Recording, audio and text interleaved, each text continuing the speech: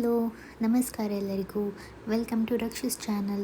So ನಾನಿವತ್ತು ನಿಮ್ಮೆಲ್ಲರ ಜೊತೆ ಕ್ವಿಕ್ಕಾಗಿ ರೆಡಿ ಮಾಡ್ಕೊಳ್ಳೋವಂಥ ಒಂದು ರೆಸಿಪಿನ ಶೇರ್ ಮಾಡ್ತಾ ಇದ್ದೀನಿ. ಈ ರೆಸಿಪಿ ಬಂದುಬಿಟ್ಟು ಬ್ಯಾಚುಲರ್ಸ್ ಆ್ಯಂಡ್ ವರ್ಕಿಂಗ್ ವುಮೆನ್ಸ್ಗೆ ತುಂಬ ಹೆಲ್ಪ್ಫುಲ್ ಆಗುತ್ತೆ. ಬಿಕಾಸ್ ಶಾರ್ಟ್ ಟೈಮಲ್ಲಿ ರೆಡಿ ಮಾಡ್ಕೊಳ್ಳೋಂಥ ರೆಸಿಪಿ ಇದೊಂಥರ ಸೋಲ್ ಫುಡ್ ಅಂತಲೇ ಹೇಳ್ಬೋದು. ಈ ರೆಸಿಪಿ ಬಂದುಬಿಟ್ಟು ನಂದು ಆಲ್ ಟೈಮ್ ಫೇವ್ರೆಟ್ ರೆಸಿಪಿ ಅಂತಲೇ ಹೇಳ್ಬೋದು. So come on, let start. ನಾನಿಲ್ಲಿ 2 ಟೊಮ್ಯಾಟೋಸ್ನ ಚಾಪ್ ಮಾಡ್ಕೊಂಡಿದ್ದೀನಿ.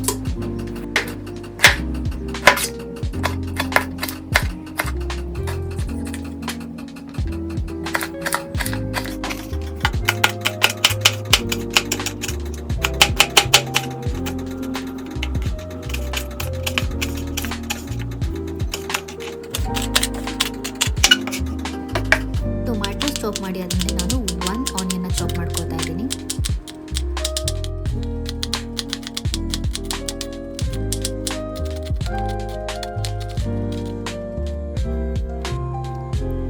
ಗಾರ್ಲಿಕ್ನ ಚಾಪ್ ಮಾಡ್ಕೊತಾ ಇದ್ದೀನಿ. ಇನ್ ಕೇಸ್ ಯಾರಿಗಾದ್ರೂ ಗಾರ್ಲಿಕ್ ಅಂದರೆ ಇಷ್ಟ ಇಲ್ಲ ಅಂತಂದರೆ ಇದನ್ನು ಸ್ಕಿಪ್ ಮಾಡ್ಬೋದು. ಇಟ್ಟು ನಾನು 4 ಚಿಲ್ಲೀಸ್ನ ತೊಗೊಂಡಿದ್ದೀನಿ. ನನಗೆ ಸ್ಪೈಸ್ ಸ್ವಲ್ಪ ಜಾಸ್ತಿ ಬೇಕಿತ್ತು, ಅದಕ್ಕೋಸ್ಕರ 4 ತೊಗೊಂಡೆ. ಇನ್ ಕೇಸ್ ನಿಮಗೆ ಸ್ಪೈಸಿ ಕಮ್ಮಿ ಬೇಕು ಅಂತಂದರೆ ನೀವು 2 ಚಿಲ್ಲೀಸ್ನ ಆ್ಯಡ್ ಮಾಡ್ಕೋಬೋದು. ವೆಜಿಟೇಬಲ್ಸ್ ಚಾಪ್ ಆದಮೇಲೆ ನಾನಿವಾಗ 3/4 ಕಪ್ಪಲ್ಲಿ ರೈಸ್ನ ತೊಗೊಂಡಿದ್ದೀನಿ ಆ್ಯಂಡ್ 1/4 ಕಪ್ ಆಗುವಷ್ಟು ದಾಲ್ನ ತೊಗೊಂಡಿದ್ದೀನಿ. ಸೊ ಇದನ್ನು ಕ್ವಿಕ್ಕಾಗಿ ವಾಶ್ ಮಾಡ್ಕೊಳ್ಳೋಣ.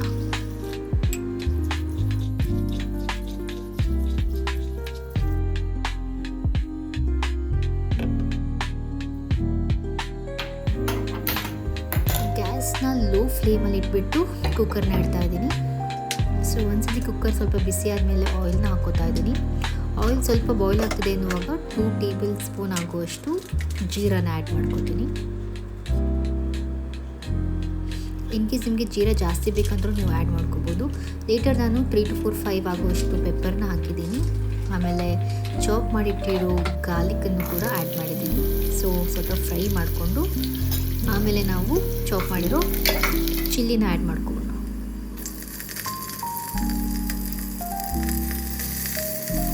ಸೊ ಇವಾಗ ಆನಿಯನ್ ಚಾಪ್ ಮಾಡಿಟ್ಟಿದ್ವಲ್ಲ ಅದನ್ನೆಲ್ಲ ಆ್ಯಡ್ ಮಾಡ್ಕೊತಾ ಇದ್ದೀನಿ. ಆನಿಯನ್ನ ಲೈಟ್ ಬ್ರೌನ್ ಆಗೋ ತನಕ ಫ್ರೈ ಮಾಡ್ಕೋಬೇಕು.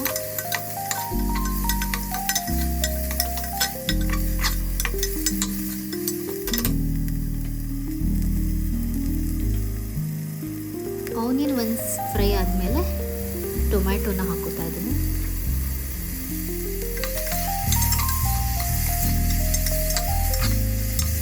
ಎಲ್ಲದನ್ನು ಪ್ರಾಪರಾಗಿ ಮಿಕ್ಸ್ ಮಾಡ್ಕೊಳ್ಳೋಣ.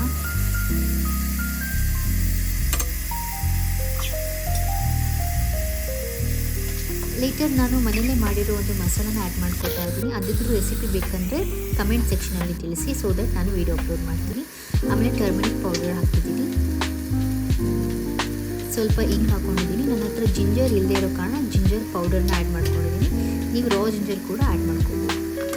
ಲೇಟರ್ ನಾನು ಸ್ವಲ್ಪ ಗರಂ ಮಸಾಲ ಆ್ಯಡ್ ಮಾಡ್ಕೊಂಡಿದ್ದೀನಿ ಆ್ಯಂಡ್ ಸ್ವಲ್ಪ ಎಕ್ಸ್ಟ್ರಾ ಚಿಲ್ಲಿ ಪೌಡರ್ ಆ್ಯಡ್ ಮಾಡ್ಕೊಂಡಿದ್ದೀನಿ. ನನಗೆ ಸ್ಪೈಸ್ ಸ್ವಲ್ಪ ಜಾಸ್ತಿ ಬೇಕಾಗಿರೋ ಕಾರಣ ನೀವು ಇದನ್ನು ಬೇಕಾದರೆ ಸ್ಕಿಪ್ ಮಾಡ್ಬೋದು. ಚೆನ್ನಾಗಿ ಮಿಕ್ಸ್ ಮಾಡ್ಕೊಳ್ಳಿ.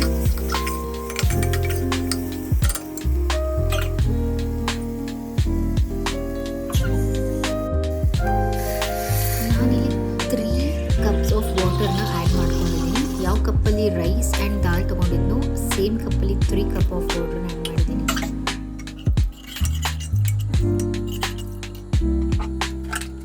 ಟೇಸ್ಟಿಗೆ ಸಾಲ್ಟ್ನ ಹಾಕಿದ್ದೀನಿ. 2 ಟೇಬಲ್ ಸ್ಪೂನ್ ಆಫ್ ಸಾಲ್ಟ್ನ ಹಾಕಿದ್ದೀನಿ. ಬೇಕಾದರೆ ನೀವು ಕೂಡ ಸಾಲ್ಟ್ ನೋಡಿಕೊಂಡು ಹಾಕ್ಕೊಳ್ಳಿ. ಆ್ಯಂಡ್ ಸ್ಮಾಲ್ ಇಮ್ಲಿ ಹಾಕಿದ್ದೀನಿ. ಇವಾಗ ನಾವು ವಾಶ್ ಮಾಡಿ ಇಟ್ಕೊಂಡಿರೋ ದಾಲ್ ಆ್ಯಂಡ್ ರೈಸ್ನ ಕುಕ್ಕರಿಗೆ ಆ್ಯಡ್ ಮಾಡ್ತಾ ಇದ್ದೀನಿ.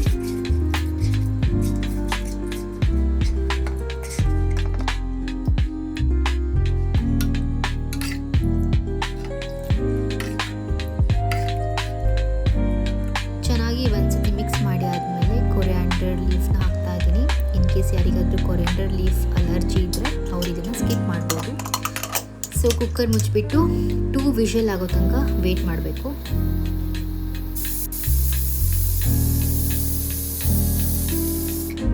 ವಿಷಲ್ ಆದಮೇಲೆ ಸ್ವಲ್ಪ ಕುಕ್ಕರ್ ಥಂಡ ಆದಮೇಲೆ ಓಪನ್ ಮಾಡಿ ನೋಡಿ.